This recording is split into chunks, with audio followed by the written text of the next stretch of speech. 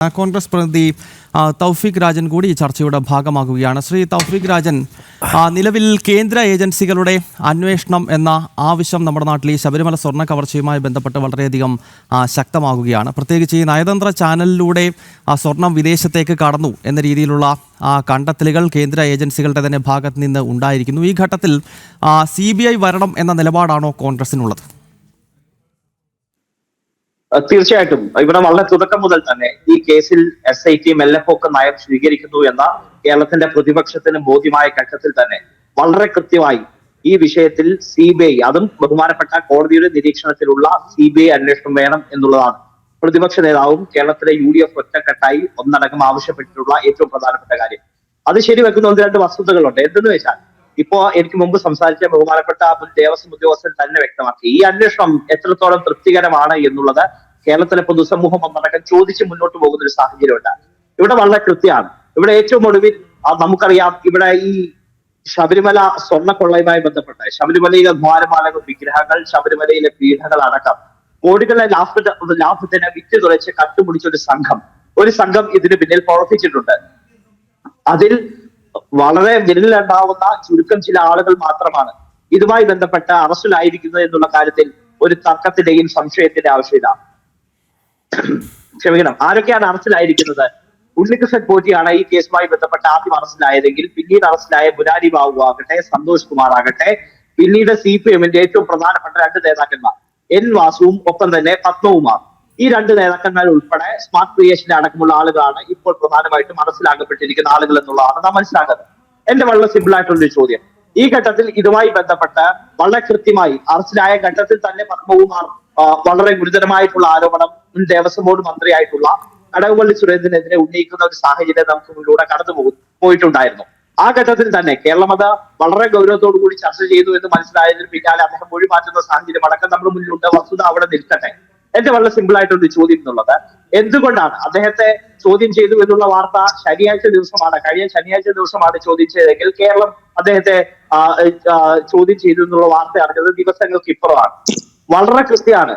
എന്തുകൊണ്ടാണ് എന്ന് ചോദിച്ചാൽ, വളരെ കുറെ കാലം മുമ്പ്, അതായത് ഈ കേസിന്റെ തുടക്കത്തിൽ തന്നെ പത്മകുമാർ വളരെ ഗൗരവമായി തന്നെ ഈ മുൻ ദേവസ്വം മന്ത്രിയായിട്ടുള്ള കടകംപള്ളി സുരേന്ദ്രനെതിരെ മൊഴി നൽകിയിട്ട് പോലും എന്തിനാണ് ഇത്ര ലാഗ് ചെയ്യിച്ചത്, എന്തുകൊണ്ടാണ് ഇത്ര വൈകിപ്പിച്ചത് എന്നുള്ള വളരെ പ്രസക്തമായ ചോദ്യം അവിടെ ഉയരുന്ന ഒരു സാഹചര്യമുണ്ട്.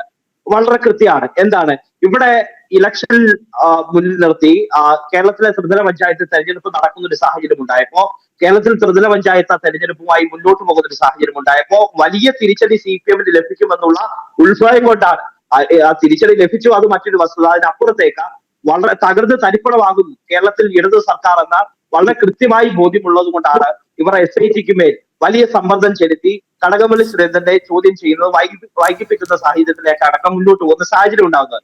ഇതിനോടൊപ്പം തന്നെ ചേർത്ത് വായിക്കുന്ന ഒരു പ്രധാനപ്പെട്ട വസ്തുത ഇന്ന് കേരളം ചർച്ച ചെയ്യുന്ന ഒരു സാഹചര്യം ഉണ്ടായി. എന്താണ്? ബഹുമാനപ്പെട്ട പ്രതിപക്ഷ നേതാവിനെതിരെ ഈ പുനർജനി അദ്ദേഹത്തിന്റെ ഭവന പദ്ധതിയുമായി ബന്ധപ്പെട്ട ഇപ്പോൾ ഇത് CBI അന്വേഷണത്തിന് ശുപാർശ ചെയ്തിരിക്കുന്നത്. ഇത് കണക്ട് ചെയ്ത് പറയേണ്ട ഒരു സാഹചര്യം വന്നതുകൊണ്ടാണ് ഇത് പറയുന്ന ഒരു സാഹചര്യം ഉണ്ടാവുന്നത്. അതായത് പ്രധാനമായിട്ടും നമുക്കറിയാം, ഇവിടെ വളരെ കൃത്യമായിട്ട് പ്രതിപക്ഷം തുടക്കം മുതൽ ഉന്നയിക്കുന്നു. എന്താണ്? ബഹുമാനപ്പെട്ട കോടതിയുടെ നിരീക്ഷണത്തിലുള്ള CBI അന്വേഷണം വളരെ കൃത്യമായി ഇവിടെ അനിവാര്യമാണ്, ആവശ്യകതയാണ് എന്നുള്ളത് കേരളത്തിലെ വിശ്വാസി സമൂഹം, കേരളത്തിലെ പൊതുസമൂഹത്തിന്റെ അടക്കം വികാരം മനസ്സിലാക്കിക്കൊണ്ട് കേരളത്തിലെ പ്രതിപക്ഷം വളരെ തുടക്കം മുതൽ ഉന്നയിക്കുന്ന ഒരു പ്രധാനപ്പെട്ട കാര്യമാണ്. ആ ഘട്ടത്തിൽ ബഹുമാനപ്പെട്ട ഹൈക്കോടതിയിലടക്കം ഇവിടെ കേസ് പരിഗണനയിൽ, ഇതുമായി ബന്ധപ്പെട്ടുള്ള കേസ് പരിഗണനയിൽ വന്ന ഘട്ടത്തിൽ എന്താണ് ഈ സംസ്ഥാനം ഭരിക്കുന്ന സർക്കാർ സ്വീകരിച്ച നിലപാട്? ഈ സംസ്ഥാനം ഭരിക്കുന്ന സർക്കാർ പറഞ്ഞു CBI അന്വേഷണം ആവശ്യമില്ല എന്നുള്ള നിലപാടാണ് ഈ സംസ്ഥാനം ഭരിക്കുന്ന സർക്കാർ സ്വീകരിച്ചത്. നേരെ മറിച്ച് പ്രതിപക്ഷ നേതാവിനെതിരായി പുനർജനി കേസിൽ തെളിവില്ല എന്ന് പറഞ്ഞുകൊണ്ട് വിജിലൻസ് ക്ലീൻ ചീറ്റ് നൽകിയ ഒരു പുനർജനി എന്ന് പറയുന്ന അദ്ദേഹത്തിന്റെ പ്രളയത്തെ തുടർന്ന് കേരളം ഒന്നടക്കം അഭിമുഖീകരിച്ച മഹാപ്രളയത്തിന് പിന്നാലെ ആവിഷ്കരിച്ച ഒരു പദ്ധതി, ആ പദ്ധതിയുമായി ബന്ധപ്പെട്ട് വിജിലൻസ് ക്ലീൻ ചീറ്റ് നൽകിയതാണ്. അതിനെ തുടർന്ന് CBI അന്വേഷണത്തിന് ശുപാർശ ചെയ്തു. എന്നാണ്? ഒരു വർഷം മുമ്പത്തെ ശുപാർശയാണ് ഇപ്പോൾ തെരഞ്ഞെടുപ്പ് മുന്നിൽ കണ്ടുകൊണ്ട് ഇപ്പോൾ പുറത്തു വിടുന്ന ഒരു സാഹചര്യം ഉണ്ടാകുന്നത്. ഈ സത്യത്തിൽ ഇവിടെ ശ്രദ്ധിക്കേണ്ട ഒരു കാര്യമുണ്ട്. എന്താണെന്ന് അറിയാമോ? ഈ പിണറായി 3.0 എന്നുള്ള കാരണഭൂതന്റെ സ്വപ്നം വിഫലമാകുമെന്ന വിഭ്രാന്തിയിൽ നിന്നാണ് പ്രതിപക്ഷ നേതാവിനെതിരായി ഇത്തരത്തിൽ CBI അന്വേഷണത്തിനുള്ള ശുപാർശകൾ ജന്മമെടുക്കുന്നത് എന്നുള്ള കാര്യം ഒരു നിസ്സംശയം നമുക്ക് പറയാൻ കഴിയുന്ന ഒരു സാഹചര്യമുണ്ട്. ഒരു കാര്യം സ്നേഹപൂർവ്വം സൂചിപ്പിക്കാൻ ആഗ്രഹിക്കുന്നു. കഴിഞ്ഞ ദിവസം അടക്കം പറവൂർ സീറ്റ് CPI-യിൽ നിന്ന് CPM ഏറ്റെടുക്കുന്നു എന്നുള്ള വലിയ രാഷ്ട്രീയ വാർത്ത കേരളത്തിലെ ചില മാധ്യമങ്ങൾ വല്ലാതെ കൊട്ടിഘോഷിക്കുന്ന സാഹചര്യം ഉണ്ടായിട്ടുണ്ടായിരുന്നു. ഈ CPI-യിൽ നിന്ന് CPM ഏറ്റെടുക്കുന്ന എന്താണ് വലിയ മഹാത്ഭുതമൊന്നുമല്ല. അതിനപ്പുറത്തേക്ക് കഴിഞ്ഞ 3 ടേമായി അവിടെ ബഹുമാനപ്പെട്ട പ്രതിപക്ഷ നേതാവ് തന്റെ ഭൂരിപക്ഷം വർദ്ധിപ്പിച്ചു വരുന്ന ഒരു സാഹചര്യമാണ്. കഴിഞ്ഞ തവണ കേരളത്തിലുടനീളം UDF-നെതിരായി അല്ലെങ്കിൽ ഭരണാനുകൂല വികാരം ഉണ്ടായപ്പോ 21,000-ൽ പരം വോട്ടുകൾക്ക് ഭൂരിപക്ഷം വർദ്ധിപ്പിച്ച ഒരു ജനപ്രതിനിധിയാണ് ശ്രീ VD സതീശൻ എന്ന് പറയുന്ന ബഹുമാനപ്പെട്ട പ്രതിപക്ഷ നേതാവ്. ഇനി CPI-യിൽ നിന്ന് CPM ഏറ്റെടുത്താലും ഇനി CPM-ഉം BJP-യും ചേർന്ന CJP സഖ്യമായി മത്സരിച്ചാലും ശരി, അവിടെ കേരളത്തിന്റെ പ്രതിപക്ഷ നേതാവ് ബഹുഭൂരിപക്ഷത്തോടുകൂടി വിജയിച്ചു വരും. കേരളത്തിൽ UDF-ന്റെ ഒരു മന്ത്രിസഭ ഉണ്ടാകുന്നുള്ള കാര്യത്തിൽ സംശയമില്ല. അപ്പൊ ഞാൻ പറഞ്ഞു വെച്ചത് ഇവിടെ ഒരു ഇരട്ടത്താപ്പ് നയം ഈ സർക്കാർ സ്വീകരിക്കുന്നു എന്നുള്ളത് ഇതിൽ കൂടി തന്നെ വ്യക്തമല്ലേ. എന്താണ് പ്രതിപക്ഷ നേതാക്കന്മാർക്കെതിരായി എങ്ങനെയെങ്കിലും രാഷ്ട്രീയ ആരോപണങ്ങൾ ഉണ്ടാകുമോ, ഇല്ലെങ്കിൽ പ്രതിപക്ഷ നേതാക്കന്മാർക്കെതിരായി എങ്ങനെയെങ്കിലും വില കുറഞ്ഞ രാഷ്ട്രീയ തന്ത്രങ്ങൾ പ്രയോഗിച്ചുകൊണ്ട് വിജിലൻസ് ക്ലീൻ ചീറ്റ് നൽകിയ ഒരു കേസിനകത്ത് ഇതാ അന്വേഷണം പ്രഖ്യാപിക്കുന്നു. CBI അന്വേഷണം പ്രഖ്യാപിക്കാൻ വേണ്ടി നിയമോപദേശം തരുന്നു. ഒരു വർഷം മുൻപത്തെ വാർത്ത കേരളം, അതായത് ഇന്ന് താങ്കൾക്ക് അറിയാമല്ലോ, KPCC-യുടെ ലക്ഷ്യ വയനാട്ടിൽ ബഹുമാനപ്പെട്ട തെരഞ്ഞെടുപ്പ് കാര്യങ്ങളടക്കം ചർച്ച ചെയ്യാൻ വേണ്ടി ചേരുന്ന ഒരു സാഹചര്യമുണ്ട്. ആ ചേരുന്ന ദിവസം തന്നെ പുറത്തുവിടുന്ന ഒരു വിലകളുടെ രാഷ്ട്രീയ തന്ത്രമൊക്കെ ഉണ്ട്. കാരണം വാർത്ത എങ്ങനെയെങ്കിലും ഡൈവേർട്ട് ചെയ്യണം. ഇവിടെ വളരെ കൃത്യമാണ്. എങ്ങനെയാണ് CPM കേരളത്തിൽ സ്വർണ്ണക്കൊള്ളയിൽ വലിയ പ്രതിസന്ധി അഭിമുഖീകരിക്കുന്ന ഒരു സാഹചര്യത്തിലൂടെ മുന്നോട്ട് പോവുകയാണ്. കേരളത്തിലെ ത്രിതല പഞ്ചായത്ത് തെരഞ്ഞെടുപ്പ് നടക്കുന്ന സാഹചര്യം ഉണ്ടായപ്പോ കേരളത്തിലെ ജനങ്ങൾ അത് വ്യക്തമായി ഈ സർക്കാരിന് ബോധ്യപ്പെടുത്തി കൊടുക്കുന്ന ഒരു സാഹചര്യം നമുക്ക് മുന്നിലൂടെ കടന്നുപോകുന്ന സാഹചര്യം ഉണ്ടായി. കേരളത്തിലെ കോർപ്പറേഷനുകൾ, മുനിസിപ്പാലിറ്റികൾ, കേരളത്തിലെ ബഹുഭൂരിപക്ഷ പഞ്ചായത്തുകൾ, ജില്ലാ പഞ്ചായത്ത് അടക്കം വലിയ മെജോറിറ്റിയിൽ ഐക്യ ജനാധിപത്യ മുന്നണി UDF അടക്കം വിജയിച്ചു വരുന്ന ഒരു സാഹചര്യം നമുക്ക് മുന്നിലൂടെ കടന്നുപോയി. കാരണം കാരണം എന്ന് പറയുന്നത് ശബരിമല അടക്കം പുണ്യഭൂമിയെ, ശബരിമല ഏതെങ്കിലും ഒരു മതവിഭാഗത്തിന്റെ ഒരു ക്ഷേത്രമായി അല്ലെങ്കിൽ ആരാധനാലയമായി കാണാൻ എനിക്കറിയില്ല. കാരണം ഞാൻ 6-ലധികം തവണ ശബരിമല സന്നിധാനത്ത് എത്തിയിട്ടുള്ള ആളാണ്. ആദ്യം എന്റെ ഒരു സുഹൃത്തായിട്ടുള്ള മാധ്യമ പ്രവർത്തകനോടൊപ്പമാണ് അവിടെ എത്തിയതെങ്കിൽ അതിന് പിന്നാലെ തുടർച്ചയായി എല്ലാ മണ്ഡലകാലത്തും പോകാറുണ്ട്. എന്റെ വളരെ സിമ്പിൾ ആയിട്ടുള്ള ഒരു കാര്യം, അതായത് ഇവിടെ അയ്യപ്പ ഭക്തന്മാരൊക്കെ ഈ സർക്കാർ എത്രത്തോളം വേദനിപ്പിച്ചു എന്നുള്ളത് നമ്മൾ കണ്ടറിഞ്ഞ് മനസ്സിലാക്കിയിട്ടുള്ള കാര്യമാണ്. അവിടെ ഞാൻ പറഞ്ഞു വെച്ചത് ഏതെങ്കിലും ഒരു മതവിഭാഗത്തിന്റെ പ്രശ്നമായി ഇതിനെ വരുത്തി തീർക്കാനോ ഏതെങ്കിലും ഒരു ക്ഷേത്രത്തിന്റെ പ്രശ്നമായി വരുത്തി തീർക്കാനോ ഒന്നും ഞാൻ ആഗ്രഹിക്കുന്നില്ല. അതിനപ്പുറത്തേക്ക് വളരെ കൃത്യമാണ്. എന്താണ് പക്ഷേ ശ്രീ തൗഫീഖ്, ഈ ശബരിമല വിഷയത്തിൽ കോൺഗ്രസിന് ധാർമ്മികമായി എങ്ങനെയാണ് സംസാരിക്കാൻ കഴിയുന്നത്? ഇപ്പൊ താങ്കൾ തന്നെ യുവതീ പ്രവേശന വിഷയം ഈ ചർച്ചയിലേക്ക് താങ്കൾ എടുത്തിരുന്നു. യുവതീ പ്രവേശനം അവിടെ നടക്കുന്ന ഘട്ടത്തിൽ, ആചാരലംഘനം നടക്കുന്ന ഘട്ടത്തിൽ കോൺഗ്രസ് നേതാക്കൾ എവിടെയായിരുന്നു? വളരെ കൃത്യമായിട്ടുള്ള നിലപാട് സ്വീകരിച്ചില്ലേ.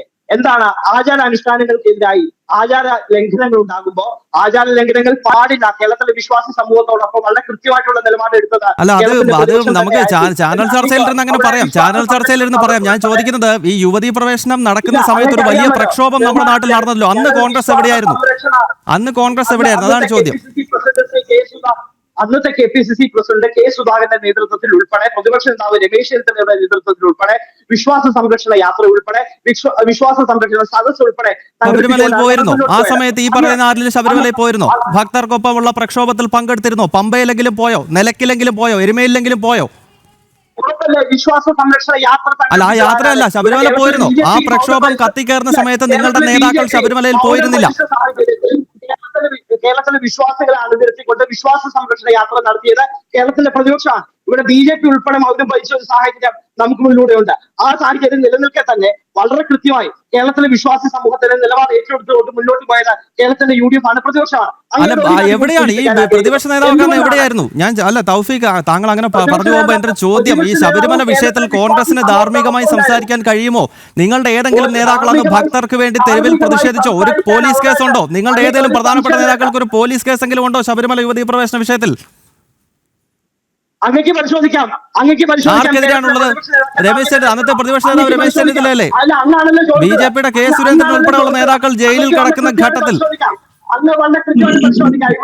ഇവിടെ കേരളത്തിൽ വിശ്വാസി സംരക്ഷണ യാത്ര ഉൾപ്പെടെ കേരളത്തിലെ വിശ്വാസി സമൂഹത്തിന്റെ വികാരം വ്രണപ്പെടുത്തുന്ന സാഹചര്യം ഉണ്ടായപ്പോ അവരോടൊപ്പം അവർക്ക് വേണ്ടി നിലപാടെടുത്ത് മുന്നോട്ട് വഹിച്ച കേരളത്തിലെ പ്രതിപക്ഷമാണ്. ഇവിടെ K. മുരളീധരൻ MPയുടെ യാത്ര ഉണ്ടായിരുന്നു, ബെന്നി ബെഹന്നാൻ എംപിയുടെ യാത്രയുണ്ടായിരുന്നു. പക്ഷേ പോലീസിന്റെ കേസ് മുഴുവൻ BJP നേതാക്കൾക്കെതിരെയായിരുന്നു. പ്രതിപക്ഷ നേതാവ് ശബരിമലയിൽ പോലും വന്നില്ല. യുവതീ പ്രവേശനം നടക്കുന്ന സമയത്ത് പ്രതിപക്ഷ നേതാവ് ശബരിമലയിലും പമ്പയിലും പോലും വന്നില്ല, നിലയ്ക്കൽ പോലും വന്നില്ല. ഇതുമായി ബന്ധപ്പെട്ട എന്ത് സമരമാണ് BJP ചെയ്തത് എന്നുള്ളത് ബഹുമാനപ്പെട്ട BJP പാനലിസ്റ്റിനോട് ചോദിക്കാൻ ആഗ്രഹിക്കുന്നു. അദ്ദേഹത്തിന്റെ സമയം വരുമ്പോൾ അദ്ദേഹം പറയട്ടെ. അതിനപ്പുറത്തേക്ക് അങ്ങനെയുള്ള ഒരു കാര്യം കൂടി ഈ ഘട്ടത്തിൽ ഏറ്റവും പ്രസക്തമായിട്ടുള്ള ഒരു കാര്യം ചൂണ്ടിക്കാണിക്കാൻ ആഗ്രഹിക്കുന്നു. അതായത് കേരളത്തിലെ പ്രതിപക്ഷം വളരെ കൃത്യമായി ഈ വിഷയത്തിൽ ഇടപെട്ടിട്ടുണ്ട്. കേരളത്തിലെ വിശ്വാസി സമൂഹത്തിന്റെ വികാരത്തിനോടൊപ്പം അടയുറച്ച് നിൽക്കുന്നത് കൊണ്ടാണ് കേരളത്തിലെ വിശ്വാസികളുടെ വികാരം അവരോടൊപ്പം കൃത്യമായിട്ടുള്ള നിലപാട് ഏറ്റെടുത്തത് കൊണ്ടാണ് കഴിഞ്ഞ ത്രിതല പഞ്ചായത്ത് തെരഞ്ഞെടുപ്പിൽ ഉൾപ്പെടെ കേരളത്തിലെ വിശ്വാസി സമൂഹത്തിന്റെ വികാരം ചേർത്ത് നിൽക്കുന്ന സാഹചര്യം ഉണ്ടായത്. എന്റെ ഒരു കാര്യം കൂടി, ഒറ്റ പോയിന്റ് കൂടി, അതായത് ഇവിടെ വളരെ കൃത്യമാണ്. എന്താണ് CPM എന്ന് പറയുന്ന രാഷ്ട്രീയ പാർട്ടി, കേരളം ഭരിക്കുന്ന രാഷ്ട്രീയ പാർട്ടി. ഇവിടെ ശ്രീ മനോജ് ഉണ്ട്, ഏരിയ സെക്രട്ടറിയാണ്, ആറൂർ ഏരിയ സെക്രട്ടറിയാണ്. അദ്ദേഹത്തിന്റെ ജില്ലാ കമ്മിറ്റി അംഗമായിട്ടുള്ള പത്മകുമാർ ഇപ്പോ ജയിലിലാണ്. എത്ര ദിവസമാണ്? 45 ദിവസത്തിലധികമായി അദ്ദേഹം കാരാഗ്രഹത്തിൽ കഴിയുന്ന സാഹചര്യമാണ്. ഈ നിമിഷം വരെ അദ്ദേഹത്തെ തള്ളിപ്പറയാൻ, ഒരു രാഷ്ട്രീയ നടപടി എടുക്കാൻ, സംഘടനാ നടപടി എടുക്കാൻ കഴിയാതെ പോകുന്നതിന്റെ ലക്ഷ്യം എന്താണ്? അപ്പൊ വളരെ കൃത്യമാണ്. എന്താണ്? ഗവൺമെന്റ് അറിഞ്ഞുകൊണ്ടല്ല എല്ലാ കൊള്ളകളും നടക്കുന്നത്. വളരെ കൃത്യമാണ്. ഗവൺമെന്റ് അറിഞ്ഞുകൊണ്ടാണ് നമുക്ക് എല്ലാ കൊള്ളകളും നടക്കുന്നത് എന്ന് പറയാൻ കഴിയില്ല. പക്ഷേ ഇവിടെ എന്താണ്? ഒരു കളവ് അത് മൂടി വെച്ചു എന്നുള്ളതാണ് വിഷയം. ഇവിടെ പ്രതികളെ സംരക്ഷിക്കുന്നത് കൂട്ടുകച്ചവടത്തിന് തുല്യമാണ് എന്നുള്ളതാണ് വിഷയം. ആ ഘട്ടത്തിൽ CPM പ്രതികൂട്ടിലാണ്. തൗഫീഖ്, കോൺഗ്രസിന്റെ നിലപാട് വ്യക്തമാണ്. ഞാൻ അടുത്ത ഘട്ടത്തിൽ തൗഫീഖിലേക്ക് അടുത്ത ഘട്ടത്തിൽ വരാം.